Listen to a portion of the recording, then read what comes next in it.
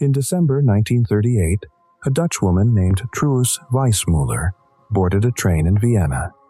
She carried no weapons, no uniform, only determination.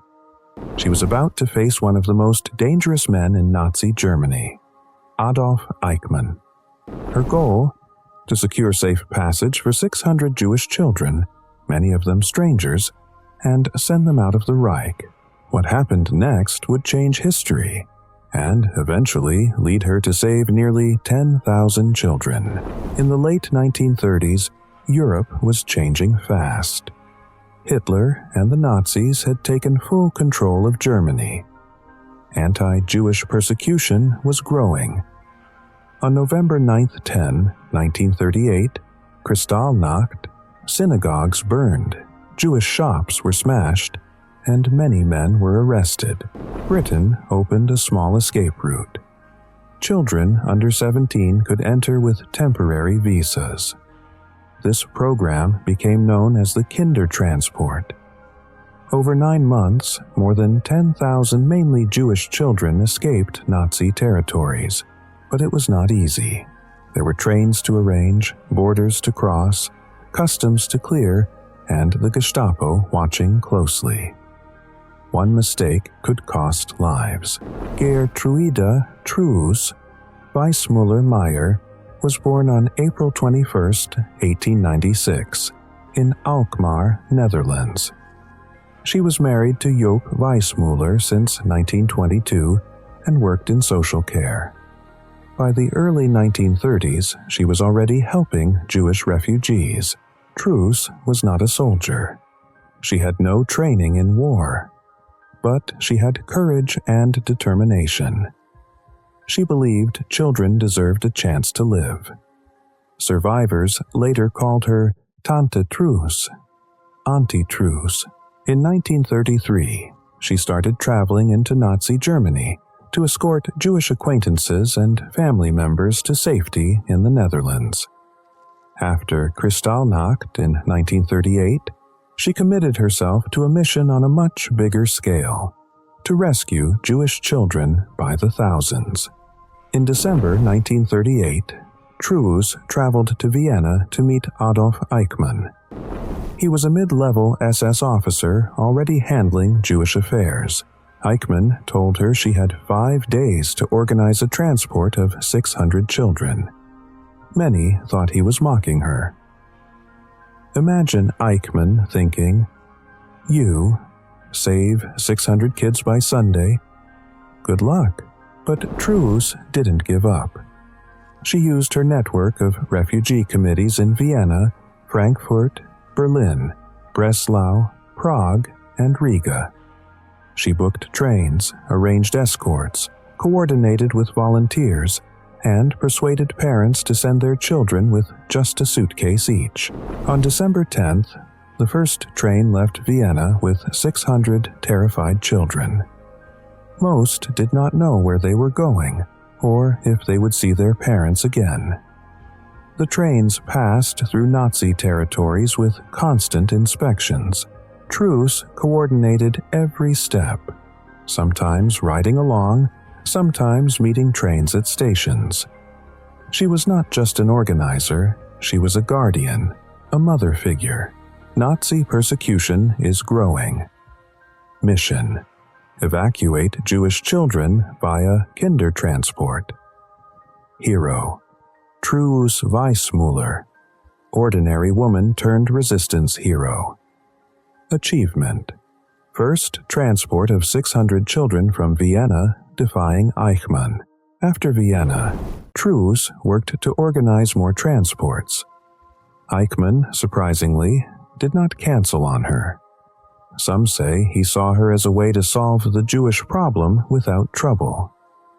Refugee committees across Europe helped, in the Netherlands, Britain, and Austria. Quakers, religious groups, and volunteers all joined. Truus also worked with Amsterdam's orphanage, Burgerwees Huis. She used her home, public buildings, and temporary hostels to house children. She brought volunteers, raised funds, and quietly built a rescue machine. Children traveled on sealed trains. They were allowed only one suitcase, a small amount of money, and some hand luggage. Most trains crossed into the Netherlands through Bentheim or Emmerich.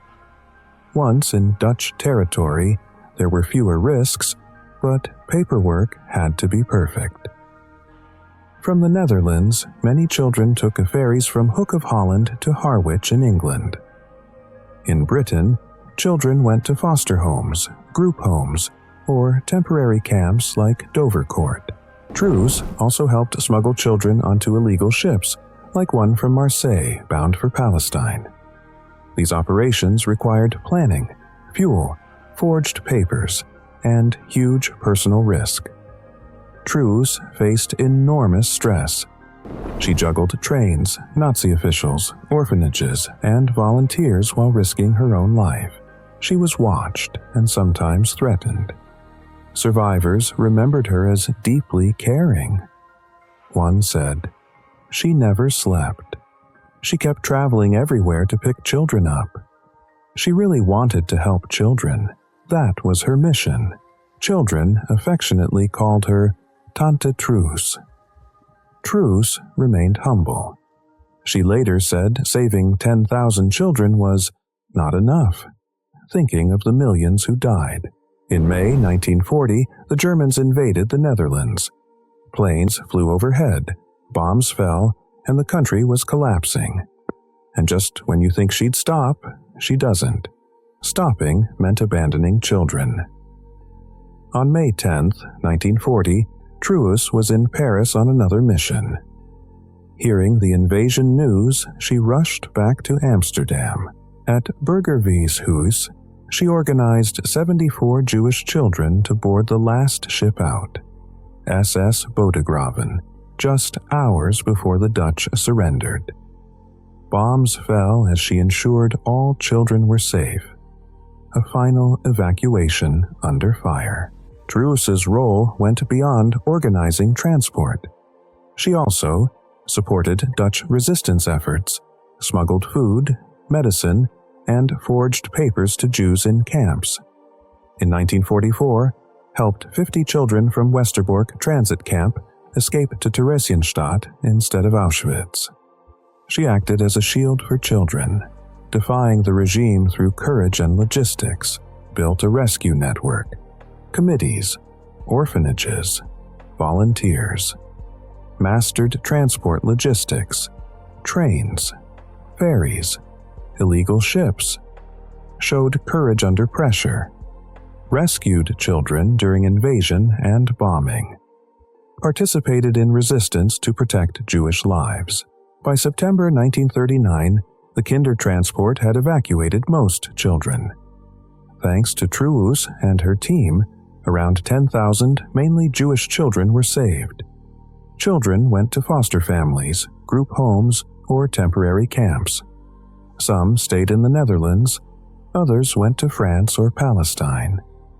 Survivors remember Truus with deep gratitude.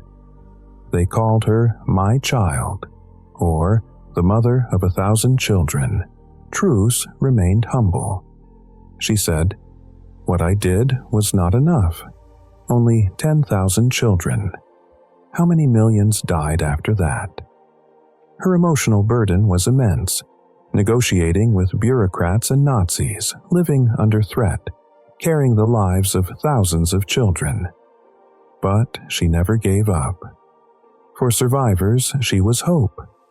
Not as a political figure, but as a protector, a grandmother, a guide. After the war, Truus stayed active in public service. She became a city councillor in Amsterdam and supported refugee causes. In 1966, she was honored as Righteous Among the Nations. Statues and bridges now carry her name. Yet her story is still less known outside the Netherlands, despite saving thousands of children. Lessons for today. Truus's story teaches: moral courage matters. You don't need to be a soldier to fight. Networks save lives. Cooperation across borders, faiths, and people matters. Action under threat. Even in dark times, individuals can make a huge difference. Legacy of empathy. The children she saved carried forward her kindness into the future. Truus never sought fame. She never spoke much about her heroism, but every child she saved became proof that one woman could stand up while the world turned away. How many more lives could have been saved if people had acted sooner? And what responsibility do we carry today? This is the story of Truus Wijsmuller, the woman who braved the Nazis and saved nearly 10,000 children. If her story moved you, share this video. Let others learn about Tante Truus. We owe it to those children and to her legacy to remember. And if you think one person cannot change the world, remember, one woman once faced Adolf Eichmann, unarmed, and won.